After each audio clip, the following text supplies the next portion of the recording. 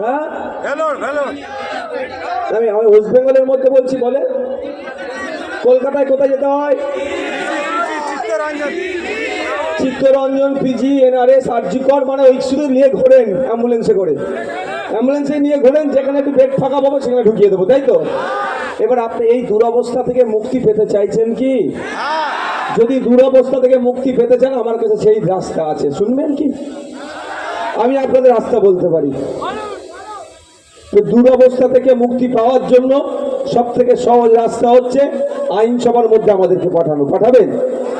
হ্যাঁ, অপূর্ব সরকার ডাকে ইভিএম মেশিনের 1 নম্বরে, অপূর্ব পরামানিক ডাকে ইভিএম মেশিনের 1 নম্বর জয়নগর থেকে, আর রামশঙ্কর হালদার মহাশয়কে ইভিএম মেশিনের 3 নম্বরে বোতাম টিপুন। আমি কথা দিয়ে যাচ্ছি, সুজন বাবুদেরকে, শামসুর আলী মল্লিকদেরকে, বিশ্বজিৎ মাইতিদেরকে, বিকাশ রঞ্জন ভট্টাচার্য স্যারের মতো মানুষদেরকে আপনারা ক্ষমতায় নিয়ে আসুন, 148-এর ম্যাজিক ফিগার দেন। আমি কথা দিয়ে যাচ্ছি, দক্ষিণ 24 পরগনা জেলার মানুষের কাছে, কুলতলির মানুষের কাছে কথা দিয়ে যাচ্ছি, আপনাদের কলকাতায় আপনাদের পিজি হসপিটালে যেতে লাগবে না।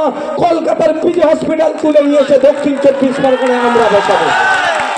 কথা দিয়ে গেলাম, কলকাতার পিজি তুলে আপনার দক্ষিণ 24 পরগনায় বসিয়ে দেবো। তার জন্য তো ভাই সুযোগ দিতে হবে। সম্ভব আছেন এখানে, এনারা আছেন, পিএইচডি করে বসে আছেন আমাদের সুজনবাবু, নিয়মিত লেখালেখি করেন। সমস্যা কি বলুন তো? আমাদের দেখলে এত রেগে যায় কেন ওরা? হ্যাঁ, একটা বক্তার বক্তব্য শুনছিলাম, আইএসএফকে নাকি খুঁজে পাওয়া যায় না, লাল ঝান্ডাকে নাকি খুঁজে পাওয়া যায় না। কথাই আছে না, আইএসএফ আর লাল ঝান্ডা যা দিয়েছে, যা বুঝিয়ে দিচ্ছে, ওদের এখন বিজেপির সাথে গোপনে গোপনে আগে ছিল, এখন প্রকাশ্য সেটিং করতে হচ্ছে। আমরা দেখেন না, বিজেপির প্রার্থী আর তৃণমূলের প্রার্থী বসে আলোচনা করছে হারাতে হবে কাকে, সংযুক্ত মোর্চার এক বিধায়ককে। কেন?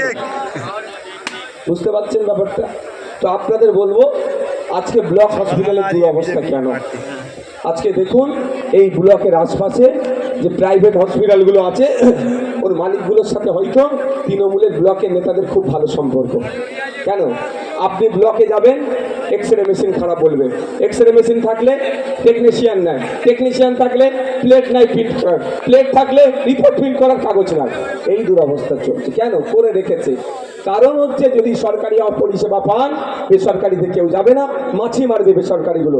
তাই বেসরকারি হসপিটালে ডায়াগনস্টিক সেন্টারের মালিকগুলোর সাথে দেখুন শাসক দলের খুব ভালো একটা সম্পর্ক আছে, মাসোহারা তারা পায়। তাই আপনার আমার ক্ষতি ওরা করছে।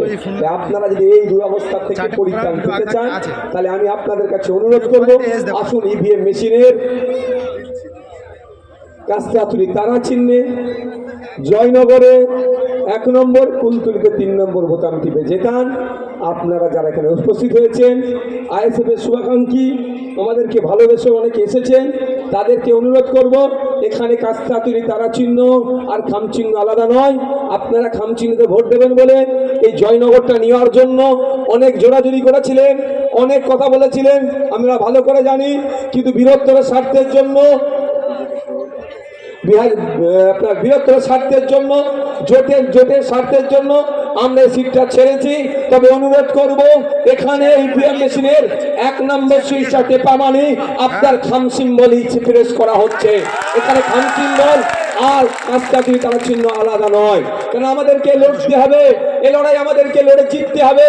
এ লড়াই পরাজয়ের জায়গা নয়। এই লড়াই যদি আপনি আমি হেরে যাই, কাজী নজরুল হেরে যাবে, রবি ঠাকুরের সম্প্রীতি হেরে যাবে, তাদের ঐক্য হেরে যাবে, স্বাধীনতা সংগ্রামীদের যে বাংলা পথ দেখিয়েছে সে পথ বন্ধ হবে। তাই আপনাদের বলবো, এই লড়াই লড়তে হবে, এই লড়াই আমাদেরকে জিততে হবে। তাই বন্ধুগণ, আপনাদের কাছে আমি অনুরোধ করব, আপনারা জানেন 2021 সালে সর্বপ্রথমই ভোট আমরা 32টা সিটে লড়াই করেছিলাম। এবার নির্বাচনে আমরা 30টা সিটে লড়াই করছি। কেন?